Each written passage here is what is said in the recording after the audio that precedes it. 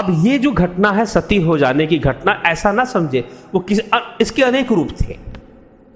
जब मुस्लिम आक्रांता आने लगे, हर्षवर्धन काल के खत्म होने के तुरंत बाद मोहम्मद बिन कासिम और गौरी और चंगेज खां, गिंगिस खां, इन सब का जो है आक्रमण बहुत तेजी से शुरू हो गया था। तो जब मुस्लिम आक्रांता आने लगे तो क्रूरता और अमानवीय व्यवहार जो था उसकी सीमा थी। भारतीयों ने इतनी क्रूरता और इतनी अमानवीयता पहले नहीं देखी थी, इतनी क्रूरता। और महिलाओं के प्रति तो विशेष रूप से अत्यधिक क्रूर होते थे जो मुस्लिम आक्रांता थे। तो जब वो इस तरह से वो आए और उन्होंने आक्रमण करना शुरू कर दिया, तो फिर उसमें ये सती प्रथा बढ़ गई, क्योंकि आत्मसम्मान की बात बढ़ गई। वो राजाओं पे आक्रमण करते, जो राजा पराजित होते, अब उनकी रानियां या तो वो इस्लाम कबूल करें और उनकी दासी बनकर रहें क्योंकि वो बाहरी विदेशी हैं वैसे भी, या फिर वो मृत्यु को स्वीकार करें।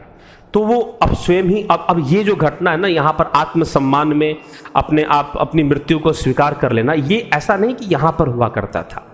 ये अगर आप विश्व इतिहास को पढ़ेंगे तो विश्व इतिहास में आपको हर जगह मिले।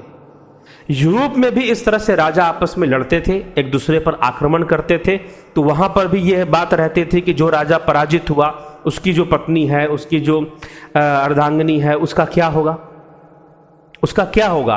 तो एक बहुत फेमस कहानी भी है, वो कहानी यूनान से संबंधित है।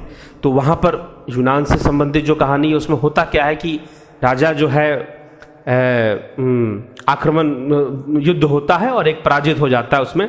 तो पराजित होने के बाद जैसे ही, तो कई रानियां क्या करती थी ना, कई औरतें क्या करती थी, वो गले में लॉकेट पहनती थी और उस लॉकेट में ना विष हुआ करता था, जहर हुआ करता था।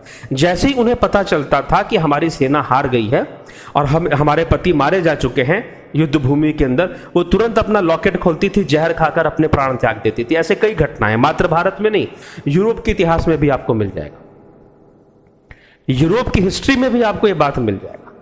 तो मैं जो यूनान से संबंधित एक घटना सुना रहा था आपको कि युद्ध हुआ, एक पक्ष पराजित हुआ, तो शत्रु पक्ष जो था उसमें महल में घुस गया। अब रानी करे क्या? अब रानी सोचे कि मैं आत्महत्या कर लूं, यह भी विकल्प था रानी के पास। लेकिन रानी ने एक विकल्प ढूंढा कि उसने अपना जो राजसी वस्त्र था उसने अपनी दासी को पहना दिया और दासी को पहनाकर दासी से कहा कि तू ये रहस्य मत खोलना, क्योंकि तेरी कम से कम तू दासी थी, अब तू दासी नहीं रहेगी।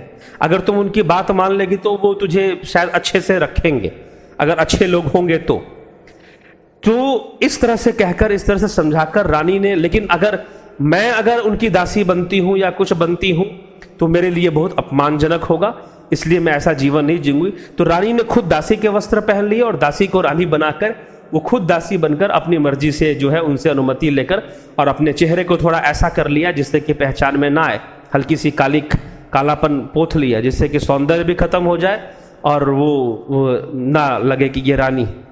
तो वो अपना वहां से फिर चली गई। उसने, भले वो रानी पद पे नहीं रहेगी, अब वो उसके पास उतना ऐश्वर्य नहीं रहेगा, परंतु उसका मान सम्मान बचा रहेगा। तो अपने मान सम्मान को बचाने के लिए जो है महिलाएं ऐसा निर्णय लेती थी, स्वेच्छा से लेती थी। जैसे कि आपने महारानी चित्तौड़ की महारानी पद्मिनी की कथा सुनी हो, उस समय जो था कितनी महिलाओं ने जलालुद्दीन खिलजी के आतंक से जो है बहुत सारी महिलाओं ने एक साथ जौहर कर लिया था।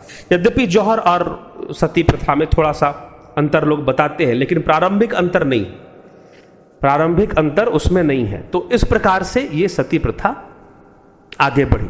तो विश्व इतिहास को हम पढ़ेंगे तो धार्मिक, धर्म के नाम पर जब आप कहते हैं, फिर इसे धार्मिक रूप दे दिया गया और धर्म के नाम पर जो है इस प्रथा को जोड़ने की कोशिश की गई, जो कि बिल्कुल गलत है, क्योंकि इसमें कहीं पर भी धर्म का वो नहीं, क्योंकि कहीं भी शास्त्रीय प्रमाण नहीं मिलता है सती प्रथा का। हाँ, सती न होने की संदेश शास्त्रों में मिलता है, वेदों में भी मिलता है, और जबरदस्ती इसे जोड़कर सती प्रथा से देखना महा मूर्खता है और एक अन्यायपूर्ण निर्णय है, गलत निर्णय है। कुछ षड्यंत्रकारी लोगों का यह काम है।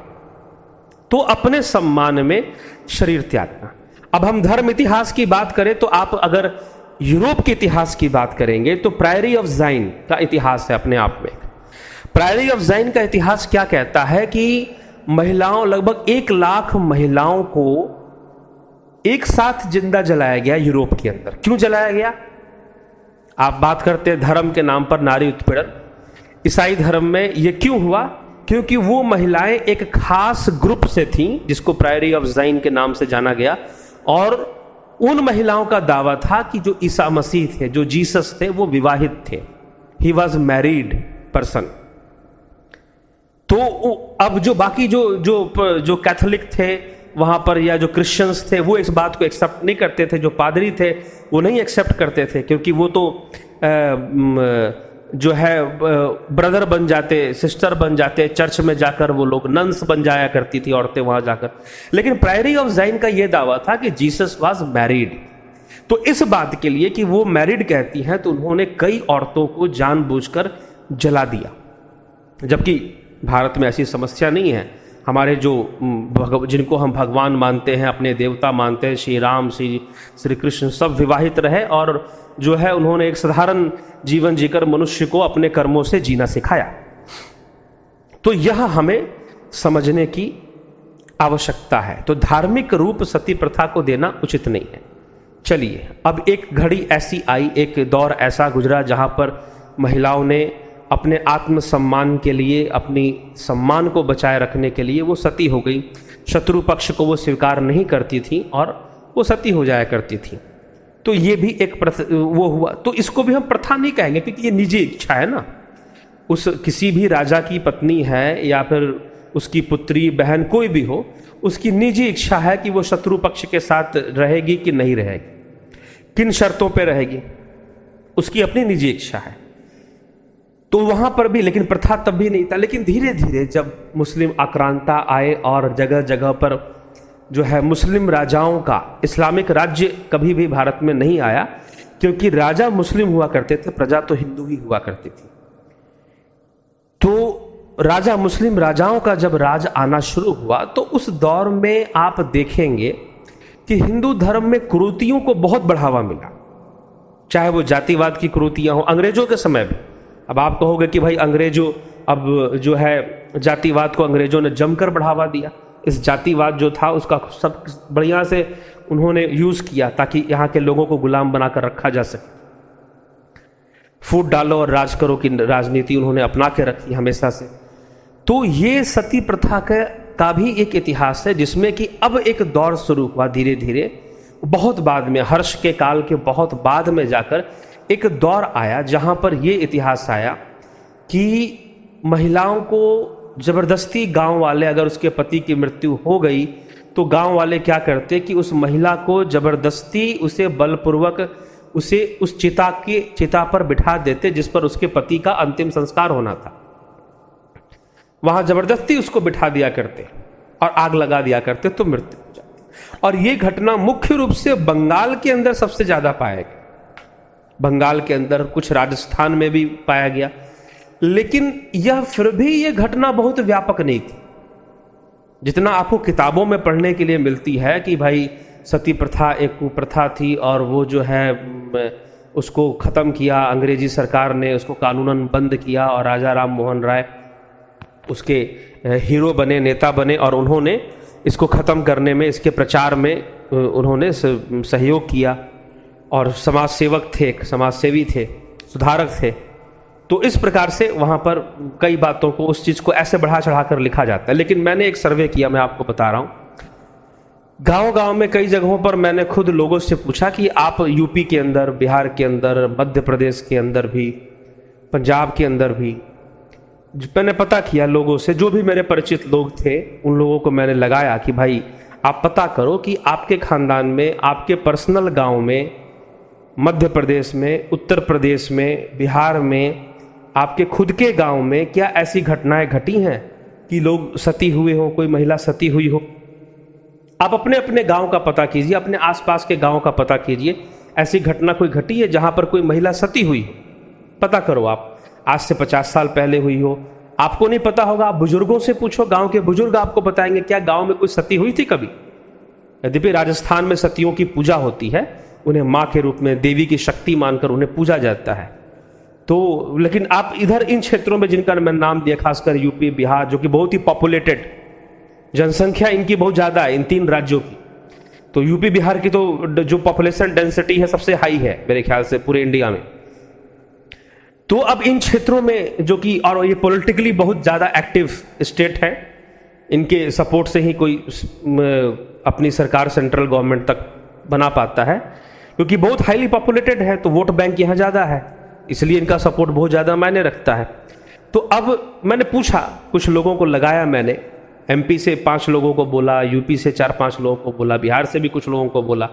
तो जब बोला तो सबने कहा कि नहीं, हमारे गांव या हमारे आसपास के गांव में तो ऐसी कोई घटना नहीं मिलती कि जहां कोई महिला सती हुई हो, कोई 500 साल पहले हुई हो तो अब लोगों को क्या पता कि 500 वर्ष पहले कोई हुई हो, या फिर कोई देवी सती हुई। तो जैसे कि सतियां होती हैं गाँवों में तो लोग उनकी पूजा करते हैं, बाद में देवी मानकर उनकी पूजा वूजा की जाती। तो ऐसी भी कोई पूजा वूजा नहीं मिली ज़्यादा। तो इस प्रकार से यह बहुत ही रेयर केस था, यह ऐसा नहीं था कि यह बहुत ही व्यापक था। जितना व्यापक और जितना बढ़ा चढ़ाकर इसको किताबों में प्रस्तुत किया गया, वो ग्राउंड लेवल पर उतना व्यापक नहीं था। हाँ, यह निश्चय है कि 2 स्टेट, 2 राज्य मुख्य रूप से आपको बता दें, राजस्थान और बंगाल, उसके बाद गुजरात हो गया, पंजाब के भी क्षेत्र हो गए जहां पर हिंदू परिवारों में सती होने का प्रचलन। और इसकी संख्या, ये प्रथा के रूप में इसे लाया किसने? प्रथा के रूप में इसे मुस्लिम आक्रांता जो आए उनके बाद जो घटनाएं, सती प्रथा के केसेस बढ़ गए, और वो बढ़े आत्मसम्मान के चक्कर में कि राजाओं की जो महिलाएं, उनकी बहन, उनकी चाहे बेटी हो चाहे वो पत्नी हो, वो सब सती हो जाया करती थी, क्योंकि वो अपने आत्मसम्मान की रक्षा में। तो ये एक था, लेकिन वो प्रथा का रूप की जबरदस्ती किसी स्त्री का पति मर गया तो उसे जबरदस्ती गांव वाले जो है प्रेशर डालकर उसको चिता में बिठा रहे हैं, तो ये घटना इतनी व्यापक नहीं थी। लेकिन 2 राज्य, बंगाल, राजस्थान, और फिर थोड़ा गुजरात में भी, थोड़ा पंजाब में भी, थोड़ा हरियाणा में भी, अब तो हरियाणा अलग हुआ है, पंजाब से पहले एक ही था। तो ये सब इन क्षेत्रों में कुछ घटनाएं, मुख्य रूप से राजस्थान के अंदर और बंगाल के अंदर सबसे ज़्यादा केसेस। दक्षिण भारत तो बिल्कुल, दक्षिण भारत में आपको इसके केस नहीं मिलते हैं। तो ये हमें सती प्रथा के बारे में अच्छे से समझ लेना चाहिए कि ये इस तरह से सती प्रथा आई। अब इसको लेकर जो है 1829 में राजा राम मोहन राय ने, उनका बड़ा भाई था, उनके बड़े भाई की मृत्यु पर बड़े भाई की जो पत्नी है उसको सती कर दिया गया जबरदस्ती। तो उससे वो बहुत आहत हुए और उन्होंने अपनी एक आवाज़ उठाई सती प्रथा के विरुद्ध बंगाल के अंदर, और बहुत सारे सुधार लाने की उन्होंने कोशिश की। लेकिन फिर भी ब्रह्म समाज के पीछे एक षड्यंत्र था, उसको भी समझना जरूरी है जब आप ब्रह्म समाज की बात करते हैं तो। और ब्रह्म समाज क्यों खत्म हुआ, उसे क्यों उसका खत्म किया गया, उसको खत्म करना पड़ा। खुद उसके जो चलाने वाले थे उन्होंने सोचा कि नहीं, इसको अब इसकी आवश्यकता ही नहीं है, उनको ऐसा लगने लगा। तो ये चीज़ थी। तो क्या था? तो ब्रह्म समाज का इतिहास और राजा राम मोहन राय के बारे में हम अगले व्याख्यान में श्रवण करेंगे। तो आज के व्याख्यान का यही कंक्लूजन है कि सती प्रथा वास्तव में प्रारंभ में सतियां अपने पति के सम्मान और अपने पति के प्रेम में सती होती थी, फिर आत्मसम्मान में होती थी, और इस तरह से फिर एक चल पड़ा एक प्रथा की जबरदस्ती। गांव वाले किसी स्त्री का पति मर जाए तो उसको कर दिया करते थे, लेकिन इतना व्यापक नहीं था। इसे धर्म से जोड़कर देखना गलत है। अगर धर्म से जोड़कर देखेंगे तो फिर उसको, जैसे कि मान लीजिए प्रथा क्या है, हमारी प्रथा है कि हम शिवरात्रि मनाते हैं तो पूरे देश का हिंदू मनाता है, दिवाली मनाते हैं पूरे देश का हिंदू मनाता है, तो ये हमारी प्रथा है। हम अंतिम संस्कार करते हैं मृत्यु पर, हम दफनाते नहीं हैं, अंतिम संस्कार, अग्नि संस्कार हम करते हैं मृत शरीर का, तो ये हमारी प्रथा है। ठीक, तो ये हमारी प्रथा है, तो इसको प्रथा कही जा सकती है, धार्मिक प्रथा, जो कि धर्म के आधार पर स्वीकृत है। तो सती प्रथा का कोई धार्मिक संबंध नहीं है, इसको स्पष्ट कर ले, न था। लेकिन अब सती प्रथा एक हथियार बन गया, आप नहीं जानते, इसलिए इतना विस्तार से मैं बता रहा हूं। अंग्रेजों ने इसे हथियार बनाया। किस तरह से हथियार बनाया, किस तरह से षड्यंत्र चला ब्रह्म समाज का, ये हम अगले व्याख्यान में श्रवण करते हैं। धन्यवाद।